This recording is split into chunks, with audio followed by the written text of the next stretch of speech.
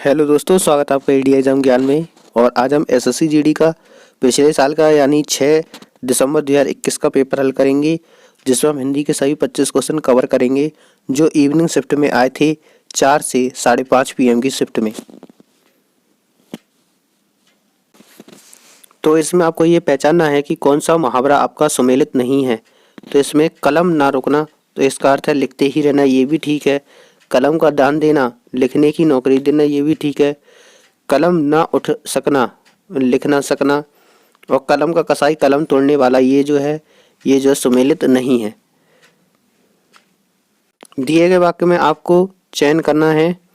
तो इसमें नमक हलाल का क्या हो जाएगा? तो कृतज्ञ, किसी के एहसान को मानने वाला, उसे कहते हैं नमक हलाल। दिए गए वाक्यांश के लिए एक शब्द लिखिए। जो बहुत जानता हो उसे क्या कहते हैं? तो उसे बहुज्ञ कहते हैं। और जो सब कुछ जानता हो उसे सर्वज्ञ कहते हैं। और जो कुछ ना जानता हो उसे अज्ञ, और जो सब कुछ जानता हो उसे विज्ञ। इस तरीके से होता है। कमल का समानार्थी, और समानार्थी को ही पर्यायवाची कहते हैं। चाहे समानार्थी पूछ ले, चाहे वो पूछ ले कि पर्यायवाची क्या है। तो कमल का पर्यायवाची होता है पयोज। पयोद अगर बात करते हैं तो वो बादल का होता है, बादल का। और यदि बात कर लें हम कि पयोधी जो ये वाला है पयोधी, ये किसका होता है? तो ये समुद्र का होता है, समुद्र का पयोधी। और दूसरा ये पयोधर है, तो वो भी किसका है? बादल का। ये भी बादल का पर्यायवाची है। तो ये बादल के है। और पयोज जो है वो ये कमल का है। सही वर्तनी वाले शब्द का चयन करना है आपको कि दीक्षा, तो इसका दीक्षा इस तरीके से लिखा जाता है।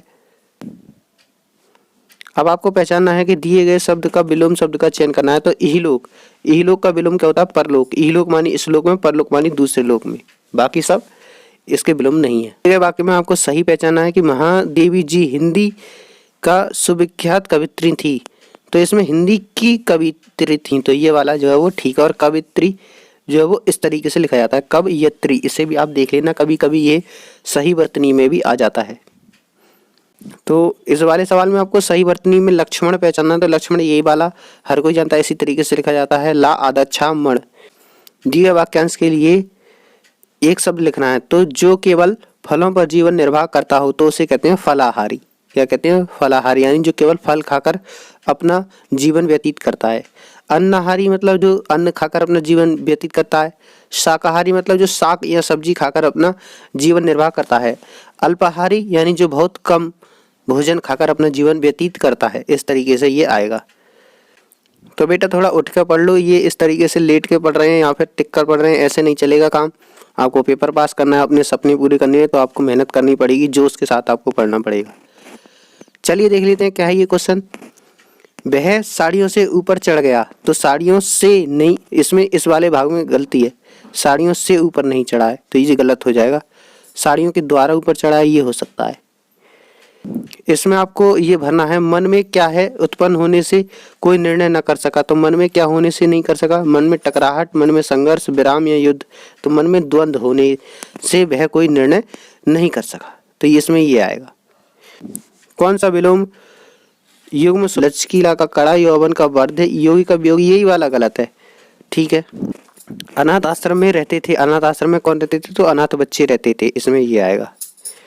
भारतीय किसान को खूब मेहनत करने पर भी उसकी पूरी लाभ नहीं मिलता। तो उसका पूरा लाभ नहीं मिलता, ये होना चाहिए।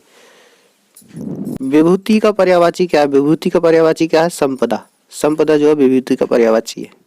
आकाश को चूमने वाला वाक्यांश के लिए एक शब्द क्या होगा? तो गगनचुंबी जो है वो आकाश को चूमने वाला का एक वाक्यांश के लिए शब्द होगा। दिए गए वाक्य का वह भाग ज्ञात करें जिसमें कोई त्रुटि नहीं है। उसे परिश्रम करनी चाहिए, तो पहला ही वाला गलत है। उसे परिश्रम करना चाहिए, ये होना चाहिए। इस जगह करना चाहिए होना चाहिए, तो ये वाला गलत है, पहला पार्ट। आपको रिक्त स्थान की पूर्ति करनी है। तो विपत्ति में कभी भी अपना क्या नहीं खोना चाहिए? तो अपना धैर्य जो है वो नहीं खोना चाहिए। बाकी इसमें धन ये गलत हो जाएगा, शांति ये गलत हो जाएगा, क्रोध गलत। तो विपत्ति में हमेशा धैर्य नहीं खोना चाहिए। इसमें देखिए ये गलती है, अनेकों वाला जो वर्ड है ये अनेकों वर्ड होता ही गलत है। इसमें हमेशा आपको अनेक जो है वो अपने आप में बहुवचन है, इसमें अनेकों लगाना वो गलत चीज हो जाएगा, तो इसमें पहला ही पार्ट जो है वो गलत है। सूर्य प्रतिदिन पूरब से उग रहा है, उग रहा है ये गलत है, उगता है होना चाहिए। इसमें आपको गद्यांश की पूर्ति करनी है कि शिक्षक को राष्ट्र निर्माता कहा जाता है, वह देश के बच्चों का क्या संवारता है, तो बच्चों का वह भविष्य संवारता है, ये इसमें आना चाहिए यहाँ पर।